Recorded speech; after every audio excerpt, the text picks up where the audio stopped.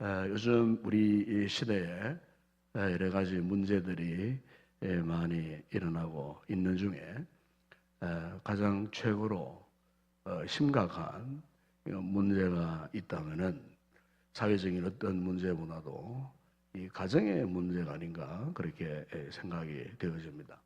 이렇게 산업화가 고도화되어지고 또 기계 문명 속에서 온갖 또 편리함, 풍족함 속에 살고 있지만은 이 같은 문명의 이 속에 살고 있는 현대인들이 너무나 비싼 값을 치르고 있는 그 가운데 하나가 가정에 지금 수많은 이 문제들이 일어나고 있다는 겁니다. 부부관계 문제라든지 아니면 부모와 자녀와의 관계 문제라든지 요즘 사회적으로 크게 중요한 뉴스거리, 충격적인 그런 뉴스들을 보게 됩니다. 한결같이 이 가정 안에서 이루어지는 이런 문제들이 굉장히 많습니다. 이 통계적으로 보게 되면은 우리나라 1년 중에 10가정이 결혼을 하면은 10가정이 결혼해 새로이 가정이 세워지면은 4가정이 이혼할 정도로 거의 한 40%의 이혼율이 OECD 국가에서도 2위를 다투는 이런 아주 심각한 가정 붕괴 현상이 일어나고 있습니다. 어제 어떤 뉴스를 듣다 보니까 자녀들이 지금 각 가정에서 학대를 많이 받는다고 합니다. 그런데 그 학대의 가장 큰 주범이 누구냐면 친부모가 자신의 이 자식을 학대를 한다는 거죠. 이웃에 의해서 타인에 의해서 학대를 받는 것이 아니고 친부모가 자신이 낳은 친자식을 학대를 한다는 것입니다. 왜 이토록 사회적으로 이토록 참 험악한 이런 현상들이 있을 수밖에 없는가? 사실 우리의 이 가정은 우리의 삶에 있어서 최고의 보루라고 말할 수 있습니다. 그래서 유명한 이 사회학자였던 클린턴 가더너라는 사람이 이런 말을 했습니다. 모든 것을 다 잃어도 가정이 있으면 아직 다 잃은 것이 아니지만 모든 것을 다 가져도 가정을 잃으면 모든 것을 다 잃은 것이다. 가정이 그만큼 중요하다는 거죠. 가정이 무너지면 다 무너진다는 겁니다. 가정이 무너지면 인생의 삶의 목적, 의미, 가치, 그리고 삶의 의욕까지도 다 무너진다는 겁니다. 그래서 유명한 이 테레사 수녀가 노벨 평화상을 받은 날 한 기사가 이런 질문을 했답니다. 세계 평화를 위하여 가장 긴급한 일이 무엇이냐고 그렇게 물으니까 이 테레사 수녀가 이런 말을 했습니다. 기자 선생께서 빨리 집으로 돌아가셔서 가족을 사랑하는 것입니다. 가족을 사랑하는 것. 세계 평화의 그 첫 단추는 가족을 사랑하는 것.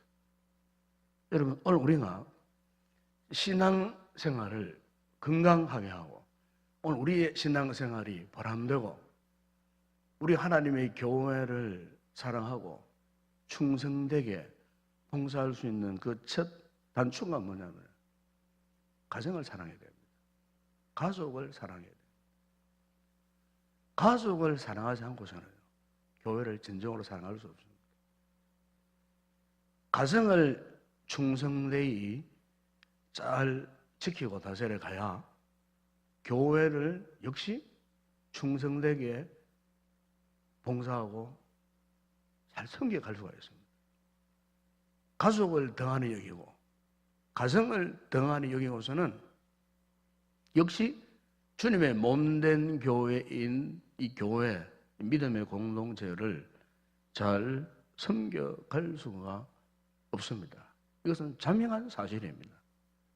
가정을 사랑하지 않고 가족을 귀히 여기지 않는 사람이 어떻게 교회를 귀히 여기고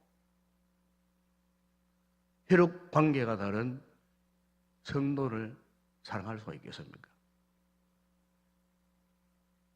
내 가족을 사랑하지 않고서는 이 교회를 사랑할 수 없어요. 그래서 여러분, 하나님이 이 세상을 창조하셨을 때에 맨 마지막으로 창조하신 것이 뭔 줄 아십니까? 그냥 우리는 하나님이 사람을 창조하신 것이다, 그렇게 말하고 있지만은, 하나님께서 사람을 창조하신 이후에 맨 마지막으로 창조한 것이 있어요. 그게 뭐냐면은 가정입니다. 가정. 바로 오늘 이 본문 18절 한 절이지만 이것은 굉장히 이 중요한 말씀이에요. 이것은 단순히 가정에 대해서만 이야기한 말씀이 아니에요. 이 말씀은 예언적 메시지가 있습니다. 가정과 더불어서 장차 세워질 교회를 향한 예언적 메시지가 이 속에 담겨 있습니다. 그러면 왜 하나님께서 장차 교회를 말씀하고서 이 예언적 메시지를 하시면서 이 마지막 창조물 가운데 하나인 이 가정의 창조를 말씀하셨을까? 오늘 본문에 보게 되면은 하나님께서 아담을 먼저 창조하셨는데 하나님께서 보시기에 이렇게 생각하셨어요. 사람이 혼자 사는 것이 좋지 아니하니. 그랬어요. 사람이 혼자 있는 것 좋지 않게 생각하셨다는 겁니다. 사람이 혼자, 처음에는 하나님께서 아담 한 사람을 만들어 놓으셨는데 가만히 보니까 혼자 사는 것이 하나님께서 보시기에 좋지 않으셨어요. 그래서 이 아담을 위해서 어떻게 했다고요? 돕는 배필을 지으리라, 그렇게 계획하셨어요. 그래서 하나님이 계획 속에 하나님께서 어떻게 했습니까? 돕는 배필인 이 아담의 아내가 되는 하와를 하나님이 창조하신 거예요. 하나님께서 남자와 여자를 창조하시고 아담과 하와를 이 창조하셨다 하는 것은 결국 가정을 하나님이 창조하셨다, 그 말씀입니다. 가정을. 네. 그러니까 이 가정이라고 하는 것은 하나님의 모든 창조 사역의 마지막 창조물임과 동시에 하나님의 모든 창조의 중심이 어디에서 시작되었느냐? 바로 가정입니다. 가정. 가정에서 시작되었다는 거죠. 우리 인간 존재의 본래의 그 시작이 바로 이 가정에서부터 시작되었다는 거죠. 그래서 이 가정은 하나님의 창조의 완성이라고 볼 수 있어요.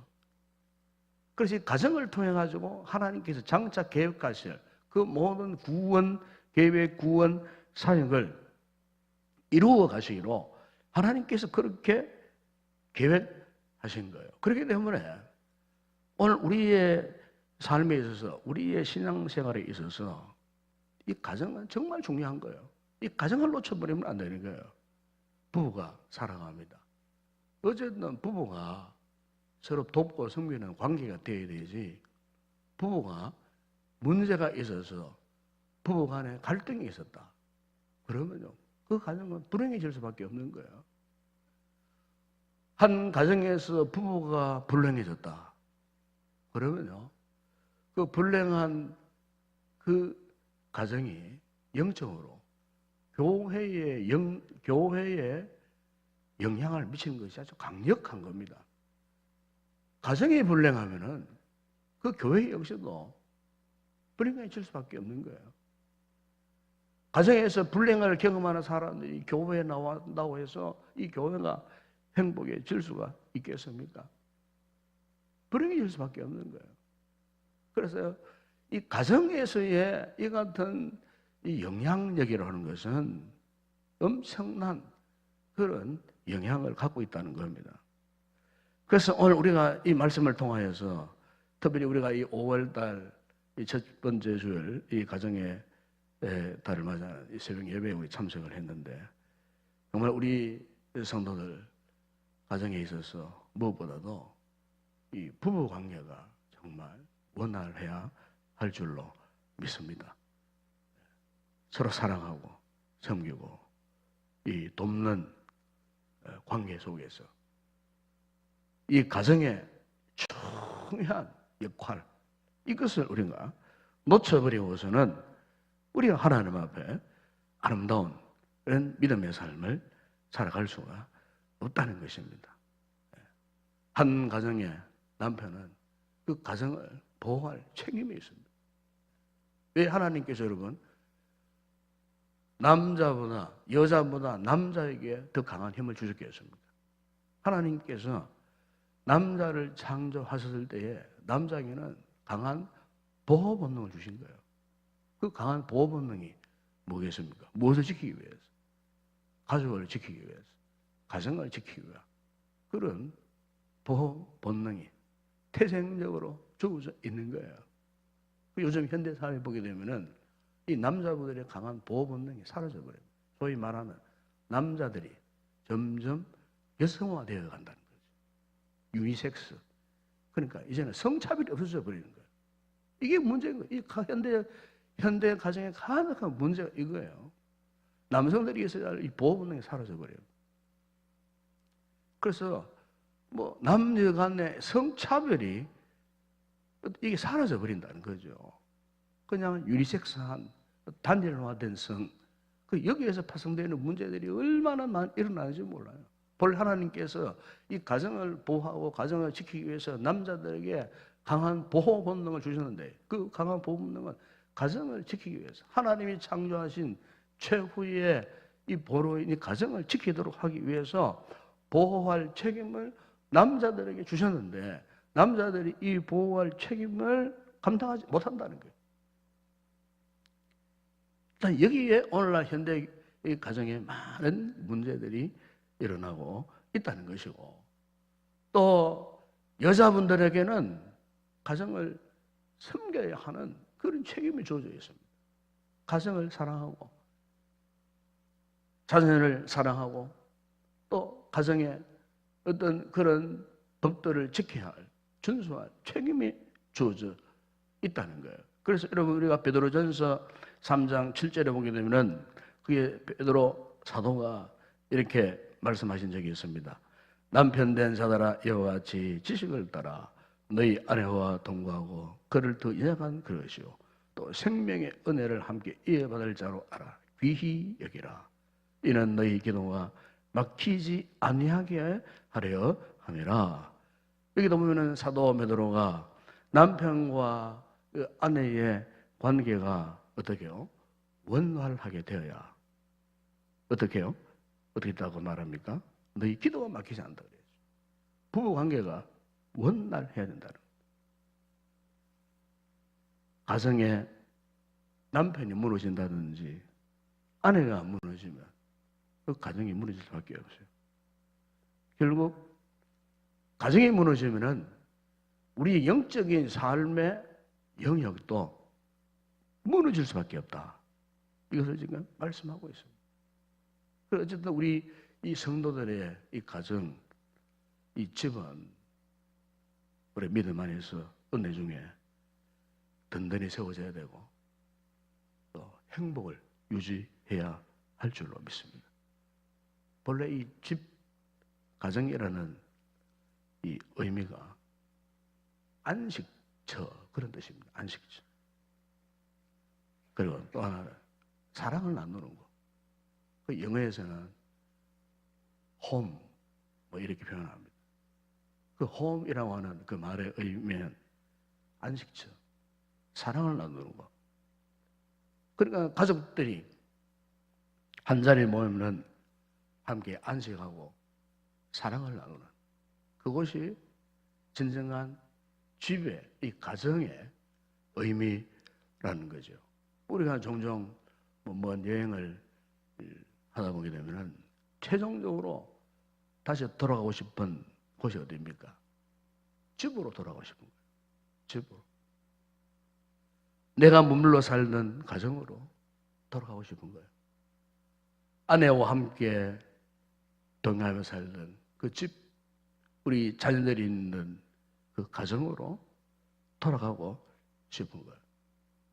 그래서 이 가정이라고 하는 것은 우리의 이 삶에 있어서 최후의 보로요, 또 시작이요, 마지막 종착지라는 것을 성경은 우리에게 말씀을 하고 있고, 어쨌든 우리 성도들은 우리가 우리의 가정을 지키고 우리의 가정을 수호해가는 이와 같은 믿음의 결단이 있어야 한다는 것입니다. 또한 우리가 이 성경을 보게 되면은 결국 이 가정이 왜 이토록 중요한가? 이 가정이라는 것은 최종적으로 예수의 그리스도를 통해서 이루어질 연합된 이 교회의 완성을 우리에게 말씀하기 때문입니다. 여기에 대해서 사도 바울이 에베소서 5장 22절에 보게 되면은 이렇게 말씀했습니다. 아내들이여 자기 남편에게 복종하기를 주께 하더라. 이는 남편이 아내의 머리됨이 그리스도께서 교회의 머리된과 같으니 그가 바로 몸매 구주시니라. 그러므로 교회가 그리스도에게 하듯 아내들도 범사에 자기 남편에게 복종할지라. 또 에베소 5장 25절에 보게 되면 남편들아 아내 사랑하기를 그리스도께서 교회를 사랑하시고 그 교회를 위하여 자신을 주심같이 하라 그랬습니다.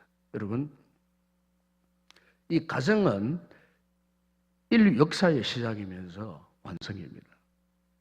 그리고 오늘 우리의 가정이 행복한 가정이 되어야 하는 것은 하나님의 뜻이라는 거죠.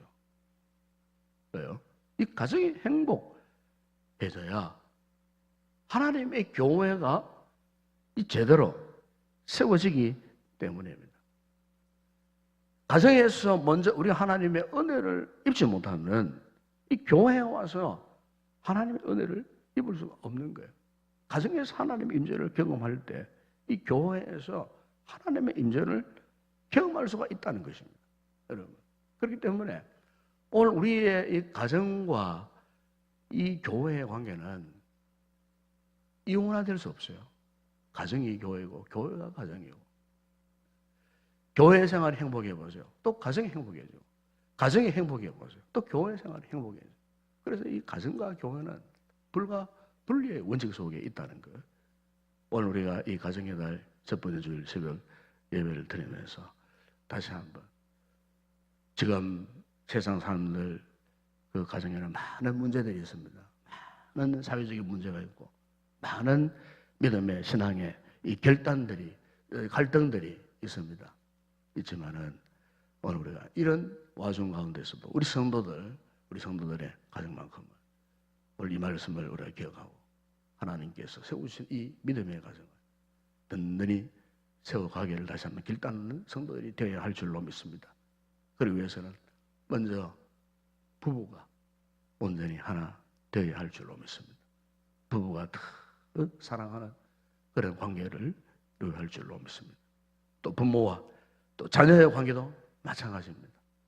그 얼떤 갈등도 배제하고 정말 우리가 하나님의 은혜 속에서 믿음 위에 든든히 뿌리를 내리고 궁극적으로 하나님이 기뻐하시는 아름다운 건강한 가정을 세움으로 말미암아 또 우리의 이 가정을 통하여서 우리 교회가 더욱더 건강하게 세워지는 행복한 믿음의 가정이 되어지는 그런 귀한 역사가 우리의 모든 삶 가운데 여러분의 가정 가운데 임하기를 주의 이름으로 축원합니다.